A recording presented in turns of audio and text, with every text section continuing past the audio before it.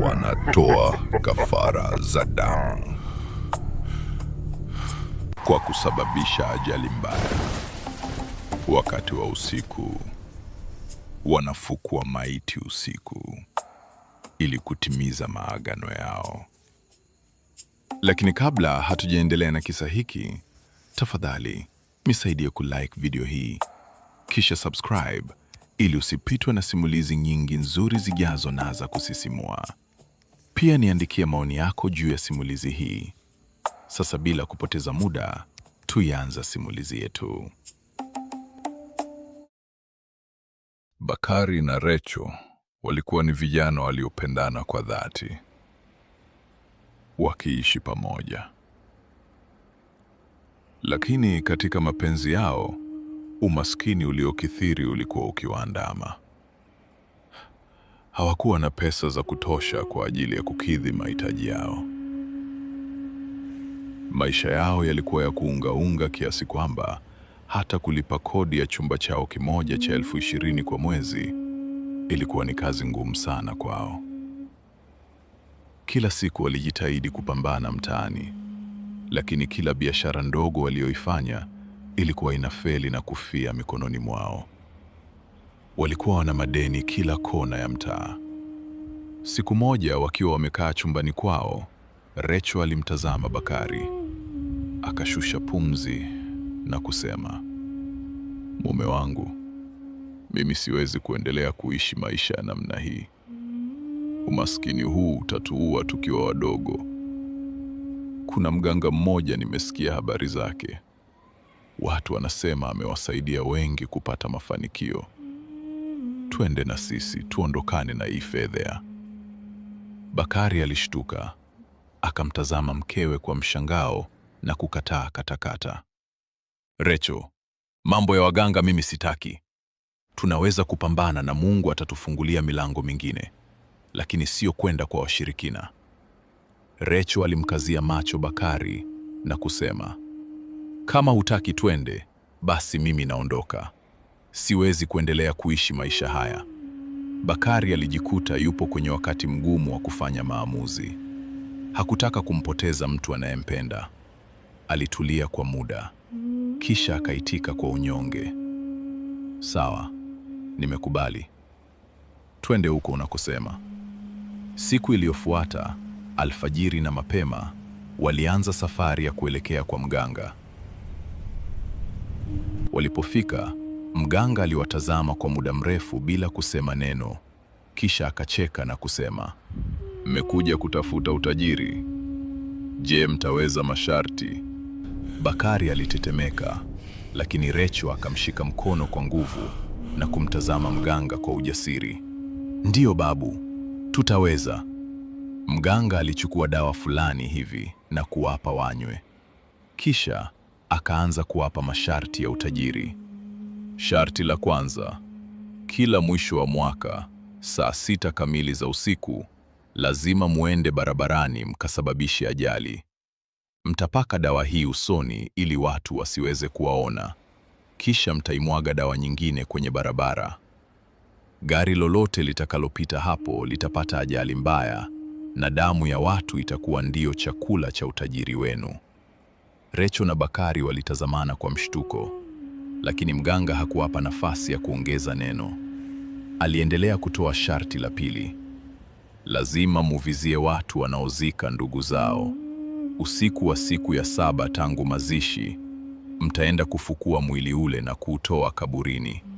Mwili huo mtaupeleka nyumbani kwenu na kuuweka kwenye chumba cha siri ambacho hakuna mtu mwingine anaruhusiwa kuingia zaidi yenu. Funza watakaotoka kwenye uozo wa mwili ule mtawakusanya na kuwaweka kwenye sanduku hili jeusi nitakalowapa. Hao funza ndio watakaogeuka kuwa mamilioni ya pesa. Na pindi funza wakiacha kutoka, basi inabidi mkafukue mwili mwingine. Na agano hili ni la nyinyi wawili.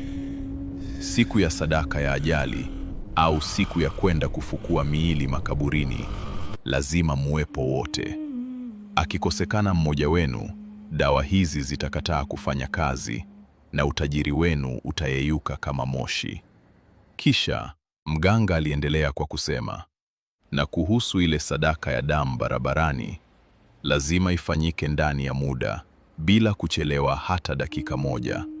Mkichelewa au mkashindwa kutoa sadaka hiyo kwa wakati, mtakufa wote wawili.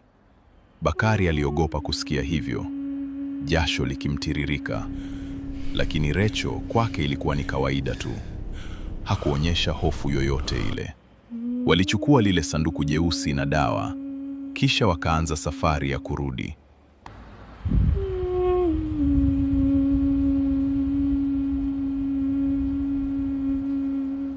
Walipofika nyumbani na kufungua mlango, walishangaa kuona kitanda kimefunikwa na maburungutu ya fedha nyingi. Walipiga yowe la furaha, huku wakizikumbatia zile pesa.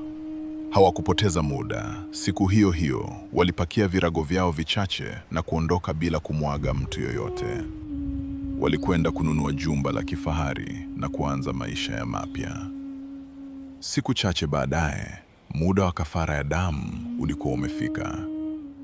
Bakari na Recho walitakiwa kwenda barabarani usiku na kusababisha ajali ya ili kuendeleza agano lao. Walisimama pembeni ya barabara kuu iendayo mikoani, mahali penye mteremko mkali na kona ya hatari. Mioyo yao ilikuwa ikidunda kwa kasi, huku mikono ikitetemeka walipokuwa wakipaka ile dawa usoni mwao. Dawa iliyowafanya wasiweze kuonekana na jicho la binadamu wa kawaida. Bakari, mwaga dawa sasa. Muda unakwenda. Recho alinong'ona, huku akitazama pande zote za barabara. Bakari, akiwa amekaza roho, alimwaga ile dawa kwenye barabara. Dakika chache baadaye, basi kubwa la abiria lililojaa watu, likifanya safari zake za usiku kuelekea mkoani, lilionekana kusogea maeneo yale. Wakati basi lile likikaribia mahali pale, ghafla dereva alimwona bibi kizee akikatiza barabara kwa mwendo wa kusuasua. Kwa hofu ya kuepuka kumgonga, dereva alikanyaga breki kwa nguvu na kugeuza usukani ghafla ili amkwepe yule bibi kizee. Gari liliacha njia na kupinduka kwa kishindo kikubwa kuelekea bondeni. Damu ilimwagika na kutapakaa na watu wengi wakafa. Bakari na Recho walisimama pale, wakitazama.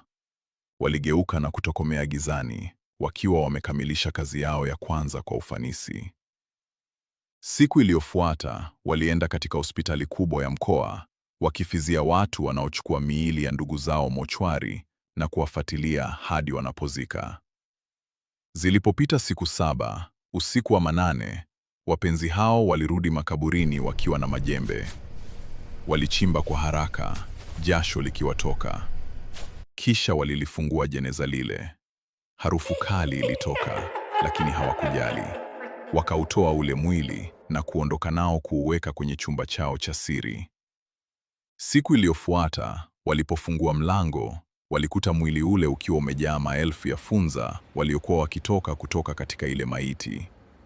Bakari alianza kuwakusanya wale funza na kuwaweka kwenye lile sanduku jeusi la mganga kama walivyoelekezwa. Kisha wakalifunga na kuondoka chumbani mule. Baada ya masaa kadhaa, walilifungua. Rundo la noti mpya za 10,000 zilizokuwa zimejaa hadi kufunika sanduku. Maisha yao yakageuka kuwa ya paradiso hapa duniani. Walinunua majumba mengine ya kifahari sehemu mbalimbali, na karakana yao ilijaa magari ya bei mbaya. Safari za nje ya nchi zikawa ndio maisha yao. Mara wako Dubai wakila bata, mara wako Amerika. Hakuna walichokikosa. Kadiri pesa zilivyozidi kuingia, ndivyo Bakari alivyozidi kubadilika na kuwa mtu mwingine kabisa. Pesa zilimpa kiburi cha ajabu, na taratibu akaanza kumwona Recho kama mwanamke asiye na hadhi ya kusimama naye mbele za watu.